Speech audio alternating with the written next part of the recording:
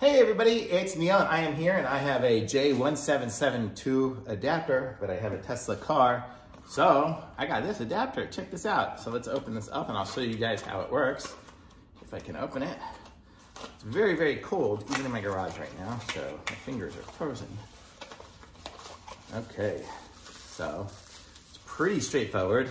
Some Teslas do come with it. I'm not sure if the newer ones do or not, but I left one at the charging station, so now I have another one here. So a lot of chargers around the country, you know, the open chargers just have this type of plug, so you're kind of out of luck trying to charge your Tesla unless you have an adapter.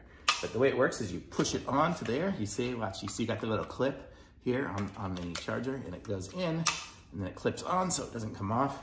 And then you stick it in your car, and you're able to charge. And then if you want to get it off, you know, you have that way you can push the button, and it unlocks it, and then you just pull it out. So pretty cool. So it's very nice, convenient, and my car closes automatically.